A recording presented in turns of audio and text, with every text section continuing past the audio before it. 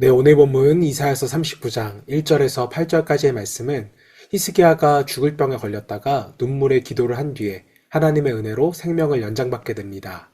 자, 하지만 그 이후에 또 다른 위기가 찾아오게 되었습니다. 자, 히스기야는 죽음의 위기에서는 하나님께 매달렸지만 회복 이후에는 경계를 잃어버리게 됩니다. 자, 성경은 이렇게 종종 은혜의 이유가 더 위험하다고 말합니다. 자, 그렇다면 과연 나는 위기보다 평안할 때 더 하나님을 의지하고 있는가? 이것을 우리가 함께 묵상하면서 함께 말씀을 읽어보도록 하겠습니다. 그때 발라단의 아들 바벨론 왕 무로닥 발라단이 히스기야가 병들었다가 나았다함을 듣고 히스기야에게 글과 예물을 보낸지라. 히스기야가 사자들로 말미암아 기뻐하여 그들에게 보물창고 곧 은금과 향료와 보배로운 기름과 모든 무기고에 있는 것을 다 보여주었으니 히스기야가 궁중의 소유와 전 국내의 소유를 보이지 아니한 것이 없는지라.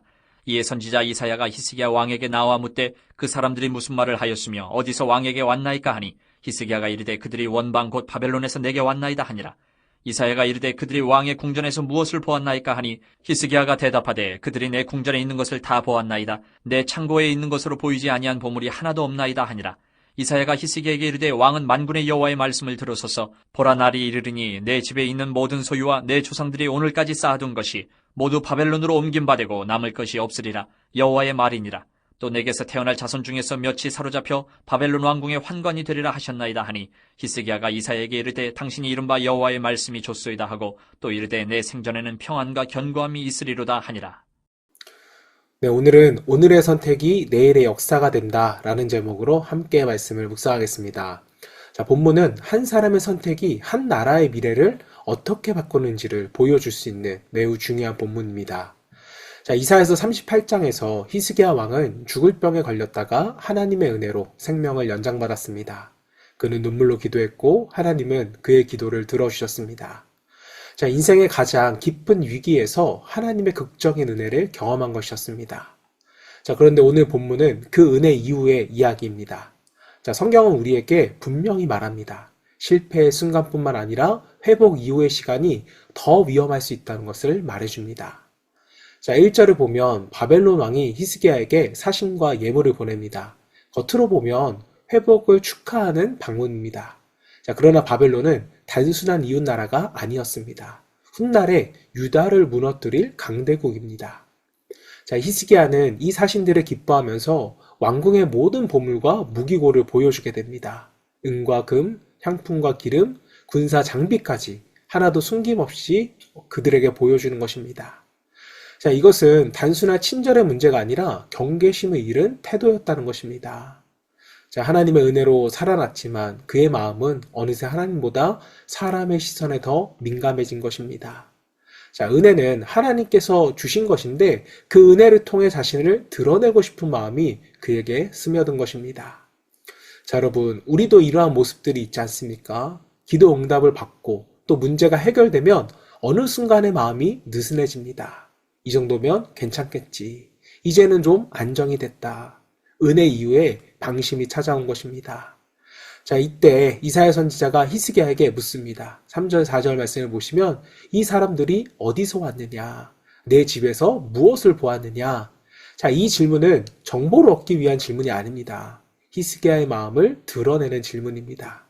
자, 하나님은 이미 다 알고 계시죠. 자, 그러나 우리가 스스로를 돌아보시기를 원하십니다. 자, 히스기야는 이렇게 대답합니다. 4절, 그들이 내 집에 있는 것을 다 보았나이다. 자, 그는 이 행동을 문제로 여기지를 않습니다. 오히려 숨긴 것 없이 다 당당한 것처럼 느껴지기까지 합니다. 자, 그러나 여러분, 믿음은 솔직함만이 아니라 분별함이 있어야 됩니다. 하나님 앞에서는 숨김이 없어야 하지만 세상 앞에서는 경계가 필요하고 분명 분별함이 필요합니다. 자, 모든 것을 다 드러내는 것이 성숙한 것은 아니라는 것이죠. 자, 이사야는 하나님의 말씀을 전합니다. 6절, 보라, 날이 이르니니 내 집에 있는 모든 소유와 내 조상들이 오늘까지 쌓아둔 것이 다 바벨론으로 옮긴 바 되고 남을 것이 없으리라. 자, 히스기야의 선택은 당장 아무 문제 없어 보였지만 그 결과는 미래 세대의 고통으로 이어질 것이었습니다.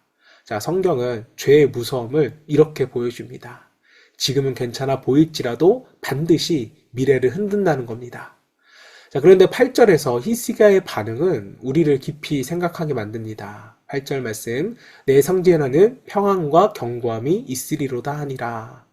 자, 히스기야는 자기 시대의 평안에는 만족했지만 다음 세대에 대한 책임까지는 품지 못한 것입니다. 자, 여러분, 신앙은요, 절대 개인으로 끝나지 않습니다. 우리의 선택은 가정으로, 교회로, 다음 세대로 흘러가게 됩니다. 자, 오늘 내가 어떤 마음으로 살아가느냐가 바로 내일의 신앙을 결정하고 환경을 만들어가는 것입니다. 자, 히스기야는 위기 때는 기도했지만 평안할 때는 경계하지 못했습니다. 자, 그러나 하나님은 이 말씀을 통해 우리에게 미리 경고하십니다. 넘어지지 말라고 또 지금 깨어있으라고 말씀합니다. 자, 사랑하는 성도 여러분, 오늘의 선택이 내일의 역사가 됩니다. 눈에 보이는 안정이 아니라 눈에 보이지 않는 믿음의 중심을 지키는 우리가 될 수 있기를 바랍니다.